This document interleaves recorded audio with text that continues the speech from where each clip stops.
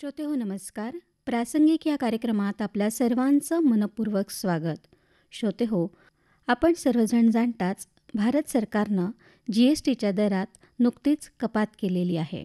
या नवीन GSTच्या दराबद्दल CA अनिल शाह यांनी केलेलं विश्लेषण ऐकूया. नमस्कार श्रोतेहो. 56व्या GST परिषदेने 3 सप्टेंबर 2025 रोजीच्या निर्णयानुसार GSTमधील कर दर कमी केले.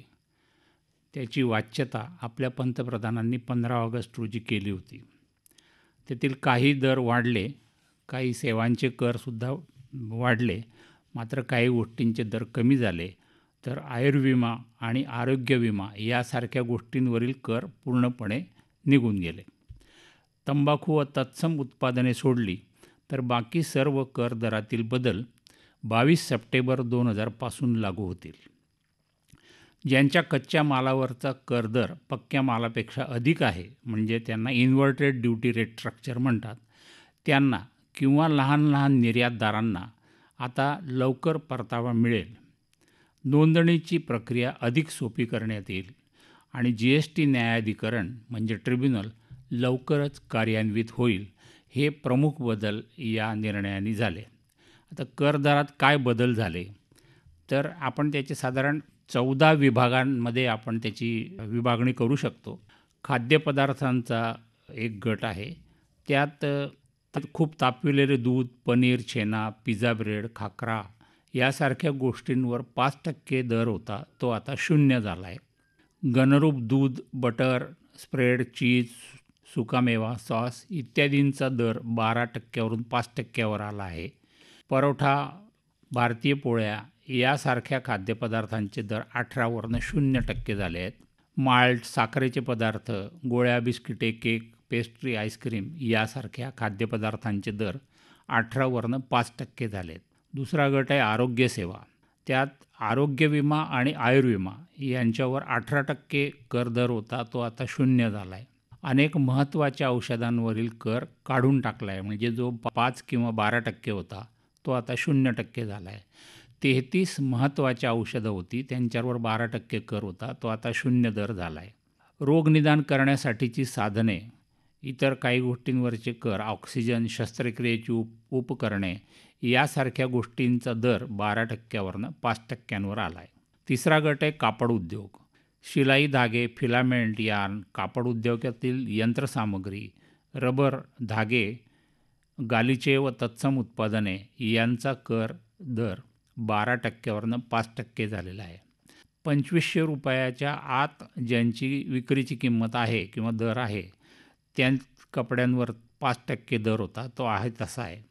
गालिचे व तत्सम उत्पादने त्यांचा 12वरून 5% झाला आहे. 2500 रुपयावरील तयार कपडे जे आहेत त्यांचा मात्र कर दर 12%वरून 18% झाला आहे. वाहने, मालवाहतूक या विभागामध्ये मोठ्या कार ज्या 1200 किंवा 2500 CC पेक्षा कमी किंवा ज्यांची लांबी 4000 mm पेक्षा अधिक क्षमतेची आहे, त्या कार किंवा वाहनांवरचा कर दर 28%वरून 40% करण्यात आला आहे. इतर वाहने जी आहेत त्यांचा 28वरून 18% म्हणजे कमी करण्यात आला आहे. शेतीविषयक वाहने त्यांचा कर दर 18वरून 5% करण्यात आला आहे. तर मालवाहतूक सेवा आहे तिचा कर दर मात्र 12%वरून 18% करण्यात आला आहे. सौंदर्य प्रसाधने जे आहेत, पावडर, तेल, शॅम्पू, पेस्ट, आंघोळीचे किंवा दाढीचे साबण इत्यादी सारखे पदार्थ आहेत, त्यांचा कर दर 18वरून 5% करण्यात आला आहे. स्वयंपाकाची किंवा जेवणाची भांडी, क्रॉकरी इत्यादींचा दर 12वरून 5% झाला आहे. स्टेशनरी जी नेहमी लागते शाळा कॉलेजमध्ये शिकणाऱ्या मुलांना, विद्यार्थ्यांना, खोडरबर, पेन्सिल, शार्पनर, क्रेयॉन्स, चित्रकलेसाठीचे चारकोल, खडू, रंग यांचे विविध दर होते, त्या सगळ्यांना आता 0 दराने कर लागेल.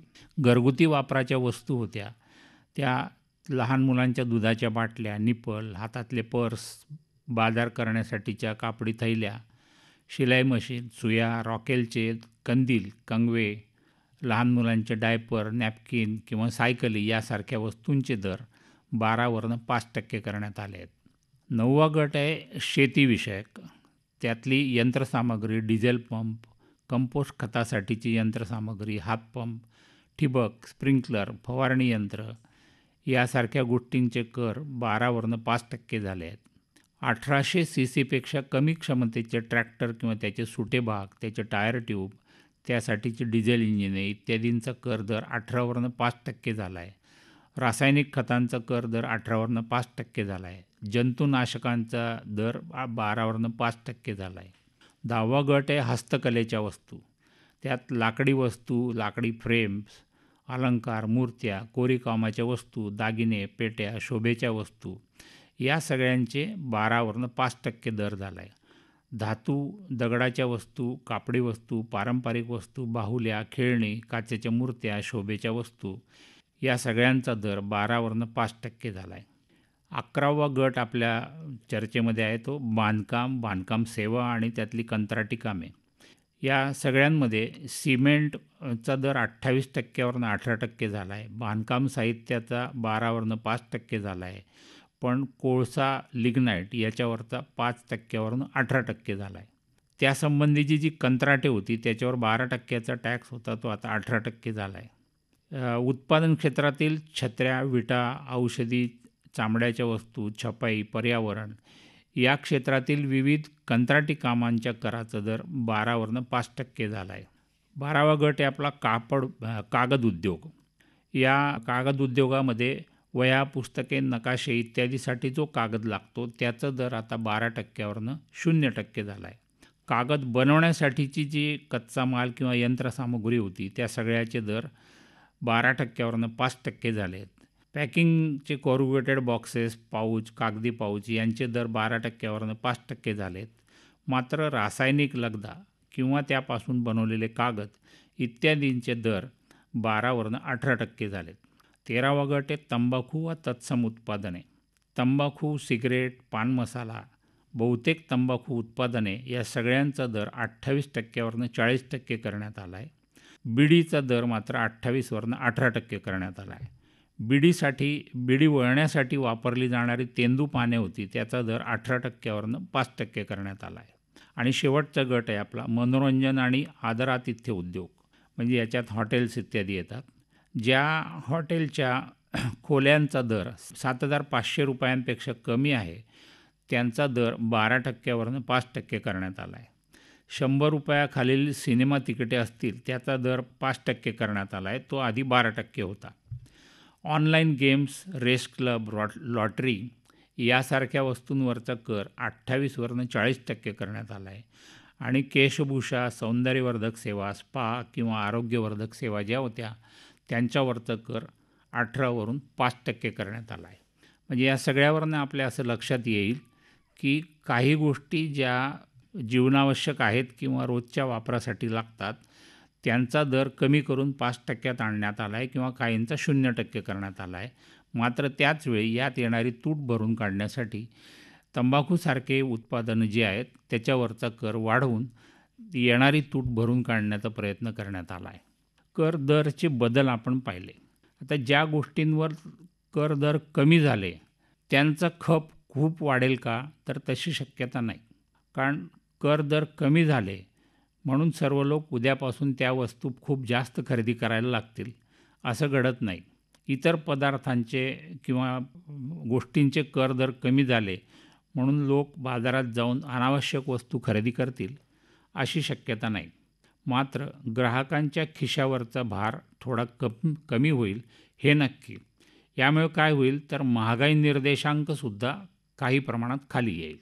जेव्हा GSTचा कायदा बनत होता तेव्हाच अनेक तज्ज्ञांनी कर दर 2च ठेवा आणि नंतर ते कमी करून 1च करा अशा सूचना किंवा प्रस्ताव दिले होते.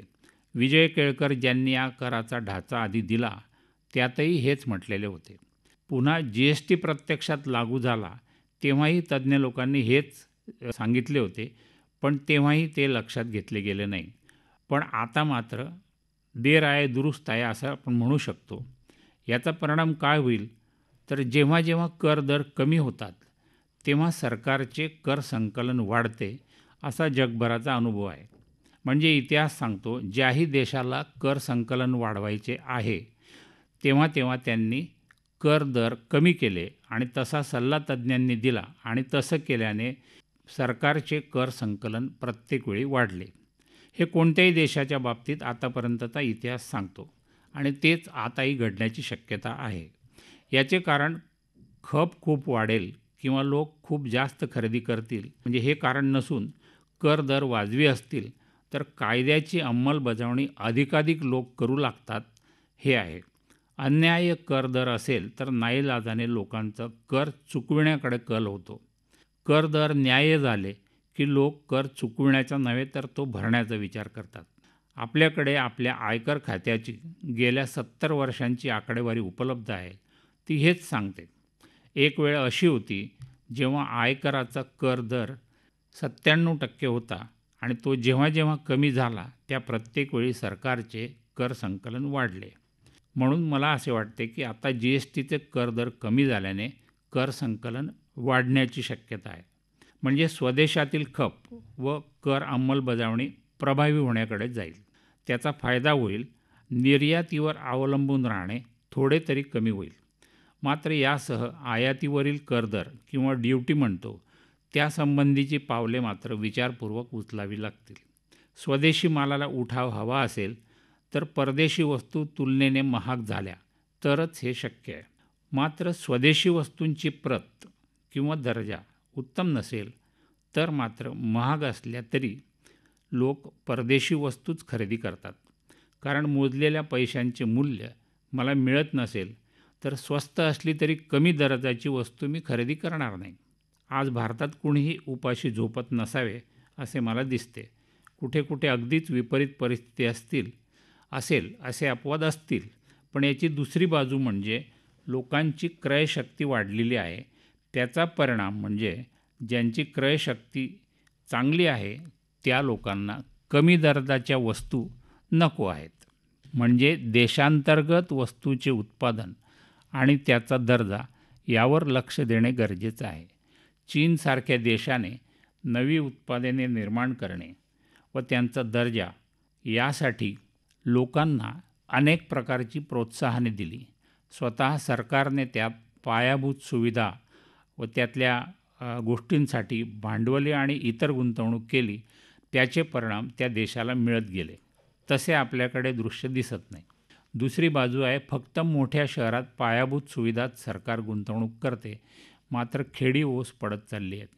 त्यात बदल होणे आवश्यक आहे. दीनदयाल उपाध्याय यांच्यासारखे अनेक नामवंत लोक खेड्याकडे चला असे म्हणत. आंतरराष्ट्रीय स्तरावरचे शूमाखर यांच्यासारखे तज्ज्ञ लोक तेच सांगतात. त्यामागे सखोल विचार आहेत. समतोल वृद्धीने शहरांवरचा ताण कमी होतो. शिवाय शहरी आणि ग्रामीण भागातील विकासाच्या तफावतीमुळे त्या दोन वर्गात मानसिक संघर्ष कायम राहतो नव्हे वाढत जातो. म्हणून ग्रामीण भागातील माणूस शहरात जातो तेव्हा तेथील सुखसोयी पाहून त्याच्या मनात अभिलाषेसोबतच नकळत एक सूक्ष्म पण असूया नक्की उत्पन्न होते. हे कोणी नाकारू शकणार नाही. आपल्याकडे स्वयंपूर्ण गाव अशी कल्पना होती. त्याकडे एक दिवस आपल्याला जावे लागेल. जसजसे आपण त्यावर अंमलबजावणी करू तसे आपली निर्यातीवरची भिस्त कमी कमी होत जाईल. याचा अनुभव भारताने घेतलेला आहे. जेव्हा लेहमन ब्रदर्स किंवा कर्जाचा बुडबुडा फुटून घडलेल्या आंतरराष्ट्रीय पडझडीत भारत सुरक्षित राहिला याला कारण आपल्या लोकांची स्वतःची बचतीची सवय, सुरक्षित कर्ज व्यवस्था आणि सर्वात महत्त्वाचे म्हणजे देशांतर्गत खपत. आपण 140 कोटींपेक्षा जास्त लोकसंख्या आहोत. त्या सर्वांच्या गरजा आहेत. त्यावरच बाहेरच्या देशांचे ग्राहक म्हणून डोळे आपल्यावर आहेत. परदेशी वस्तू खपतात कारण देशांतर्गत त्याची उत्पादने नाहीत किंवा आहेत ती कमी दर्जाची आहेत. या सगळ्याच्या मागे शिक्षण व जलव्यवस्थापन या क्षेत्रात गुंतवणूक हा फार मोठा विचारात घेण्याचा मुद्दा आता झालेला आहे. आपल्या सामान्य शाळातून माझ्या पिढीतले लोक शिकले. तेथे आता आपले अजिबात लक्ष नाही असे दिसते. तेथे वाचनालय किंवा प्रयोगशाळा अशा मूलभूत गोष्टींकडे सुद्धा लक्ष नाही, गुंतवणूक नाही. मग शास्त्रज्ञ, संशोधक किंवा नवनिर्माण करण्यासाठीचे हात आणि मेंदू कसे तयार होणार? याचे परिणाम सर्व क्षेत्रावर होतात. कारण पुढची पिढी कशी घडते त्यावर देशाचे भविष्य ठरते. चीनमध्ये सध्या मुलांच्या वयाच्या 10व्या महिन्यापासून, मी रिपीट करतो, परत सांगतो, वयाच्या 10व्या महिन्यापासून तयारी सुरू असते. चीनमधील लोकांची शरीरे लहान चणीची असली तरी खेळात त्यांनी वर्चस्व प्रस्थापित केले आहे, ते याच जोरावर. तीच परिस्थिती आता शिक्षण व संशोधन क्षेत्रात त्यांची होण्याची लक्षणे आहेत. त्या दृष्टीने तेथे खूप काम सुरू आहे.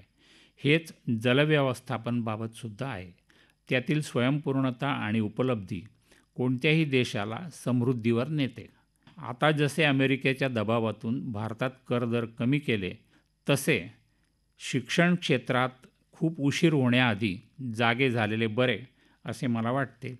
वेळेवर उपाययोजना केल्या नाहीत तर आपण खूप वर्षे मागे पडलो आहोत हे आपण पाहिलं आहे. त्यालाही सावरायला खूप वर्षे निघून जातील. त्याआधी आपण या क्षेत्रांबद्दल जागरूक झालेले बरे असे मला वाटते. मला आकाशवाणीने इथे बोलवलं आणि बोलण्याची संधी दिली याबद्दल मी आकाशवाणी व सर्व श्रोत्यांचे मनपूर्वक आभार मानतो. धन्यवाद. श्रोते हो, आत्ताच आपण CA अनिल शहा यांनी नवीन GSTच्या दराबद्दल केलेलं विश्लेषण ऐकलत. प्रासंगिक या कार्यक्रमात निवेदन वैदेही नाखरे, कार्यक्रमाचे सादरकर्ते होते विजय भुयार. श्रोते हो, कार्यक्रमात आता इथेच थांबूया. पुन्हा भेटूया. तोपर्यंत नमस्कार.